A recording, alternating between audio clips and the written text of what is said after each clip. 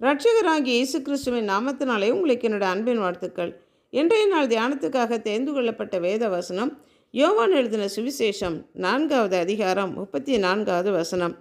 இயேசு அவர்களை நோக்கி, நான் என்னை அனுப்பினவருடைய சித்தத்தின்படி செய்து அவருடைய கிரியைகளை முடிப்பதே என்னுடைய போஜனமாக இருக்கிறது என்றார்.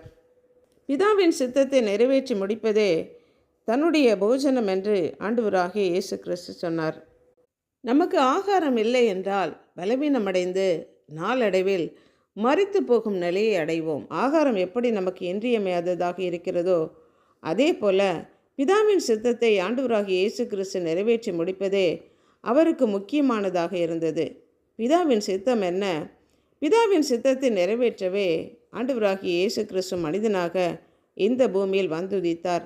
வந்தது மாத்திரமல்ல, அனுதினமும் தேவ சித்தத்தின்படி நடந்து தேவ சித்தத்தை நிறைவேற்றி மனுக்குலத்தின் மீட்புக்காக தம்மையை மீட்கும் பொருளாக தம்முடைய ஜீவனை கொடுத்து மரிப்பது பிதாவின் சித்தம்.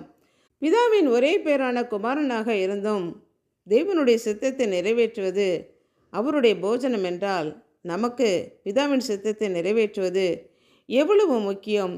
இது நம்முடைய ஜீவனா மரணமா பிரச்சனை போன்றது. நாம் ஒவ்வொருவரும் ரட்சிக்கப்படுவது தேவனுடைய சித்தம். பரலோகம் செல்வது தேவனுடைய சித்தம். நாம் ஒவ்வொரு நாளும் செய்ய வேண்டிய நிறைவேற்ற வேண்டிய தேவனுடைய சித்தம் உண்டு. ஆண்டவராகிய இயேசு கிறிஸ்து பிதா என்ன சொல்கிறாரோ அதற்கு கீழ்ப்படிந்து மரண பரியந்தம் கீழ்ப்படிந்து நடந்தார். பிதா செய்ய குமாரன் காண்பது எதுவோ அதை மட்டுமே செய்தார். அதற்கு கூடுதலாகவோ குறைவானதாகவோ அல்ல. பிதா உபதேசிக்க சொன்னதைத்தான் உபதேசித்தார். நாம் எப்படி செய்கிறோம்? தேவன் சொன்னதை செய்யாமலும் சொல்லாததை செய்வதும், பேசாமல் இருக்க வேண்டிய இடத்தில் பேசுவதும், பேச வேண்டிய இடத்தில் பேசாமல் இருப்பதும், இது தேவனுடைய சித்தத்துக்கு மாறாக செயல்படுவதாகும். முதலாவது நாம் தேவனுடைய சித்தத்தை அறிந்து கொள்ள வேண்டும். அவர் சித்தத்தின்படி செய்ய நம்மை அர்ப்பணிக்க வேண்டும்.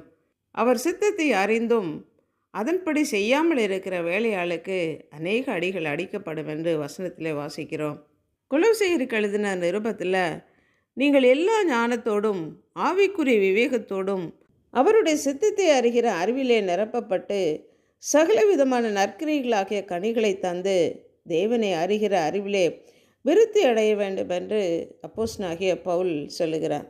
அன்புள்ள ஆண்டவரே, எங்களை படைத்தவரே, எங்களுக்காக ஜீவனை கொடுத்து எங்களை மீட்டு கொண்டவரே, பிதாவின் சித்தத்தை நிறைவேற்றி முடிப்பதே என்னுடைய போஜனம் என்று ஆண்டவராகிய இயேசு கிறிஸ்து சொல்லி பிதாவின் சித்தத்தை நிறைவேற்றி முடித்தது போல நாங்களும் உம்முடைய சித்தத்தை நிறைவேற்றி முடித்து பரலோக ராஜ்யத்திலே வந்து சேர எங்களை அர்ப்பணித்து ஜெபிக்கிறோம்.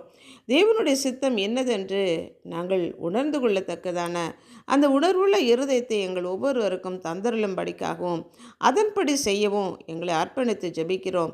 இயேசு கிறிஸ்துவின் நாமத்தினால் ஜெபிக்கிறோம் பிதாவே. ஆமென்.